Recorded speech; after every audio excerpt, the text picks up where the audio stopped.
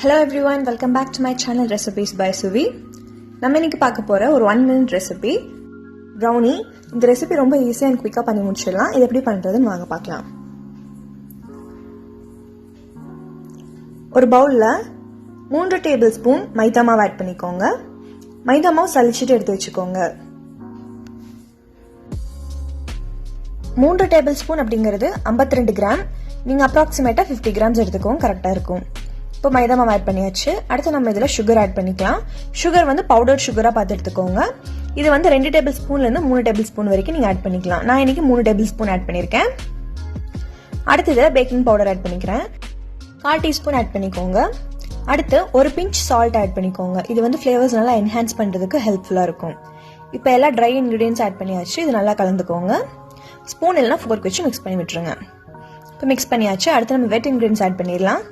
First வந்து 1.5 table spoon butter add பண்ணிக்கோங்க. Butter வந்து மெல்ட் பண்ணிட்டு ரூம் டெம்பரேச்சர்ல இருக்கிறத ஆட் பண்ணிக்கோங்க. சூடா ஆட் பண்ண வேணாம். நீங்க வேணும்னா இதில் ஆயில் கீ கூட ஆட் பண்ணிக்கலாம். அடுத்து வெனிலா எசன்ஸ் ஆட் பண்ணிக்கிறேன். இது வந்து 1/4 டீஸ்பூன் ஆட் பண்ணிக்கோங்க. இது ஆப்ஷனல் தான், இருந்தா ஆட் பண்ணிக்கோங்க.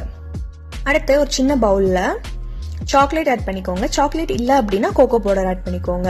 2 டேபிள் ஸ்பூன் ஆட் பண்ணிக்கிறேன். நான் யூஸ் பண்ணிருக்கிறது டார்க் சாக்லேட். நீங்க நார்மல் சாக்லேட் வேணாலும் ஆட் பண்ணிக்கோங்க. அடுத்து 3 டேபிள் ஸ்பூன் நல்லா வார்மான மில்க் ஆட் பண்ணிக்கோங்க. வேணும்னா ஹாட் மில்க் கூட நீங்கள் ஆட் பண்ணிக்கலாம். ஆட் பண்ணிட்டு இது நல்லா மெல்ட் பண்ணிடணும் சாக்லேட் மில்கோட. இப்போ மில்க் ஆட் பண்ணியாச்சு. அடுத்து ஒரு ஸ்பூன் வச்சுட்டு நல்லா மிக்ஸ் பண்ணி விட்டுருங்க. சாக்லேட் வந்து கம்ப்ளீட்டாக மெல்ட் ஆயிருக்கணும். இப்போ மெல்ட் ஆயிருச்சு. இப்போ ரெடியாக இருக்கு. அடுத்து இந்த சாக்லேட் மிக்சரை பவுலில் ஆட் பண்ணிடலாம். பவுலில் கம்ப்ளீட்டாக ஆட் பண்ணிடுங்க.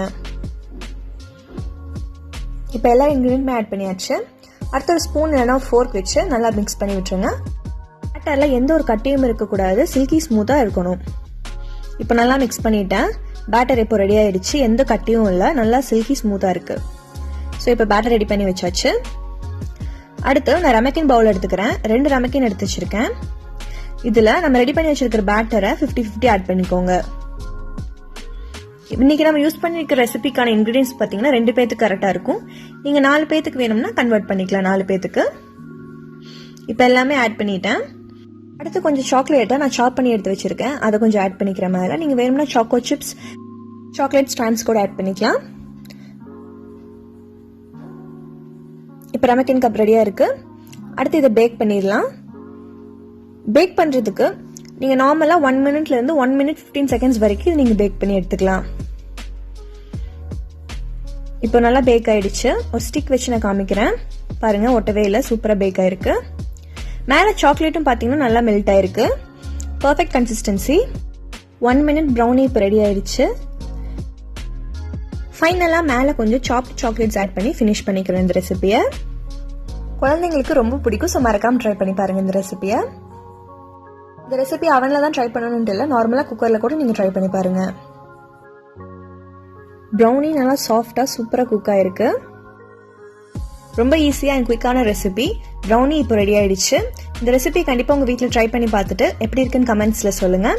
வேற ஏதாவது ரெசிபி வேணும்னாலும் கமெண்ட்ஸில் கேளுங்க. இந்த ரெசிபி பிடிச்சிருந்தா என் சேனலை மறக்காம சப்ஸ்கிரைப் பண்ணுங்க. அடுத்த ஒரு சூப்பரான ரெசிபியோட உங்களை மீட் பண்ணுறேன். Until then, it's bye from Shweta. See you guys in my next video.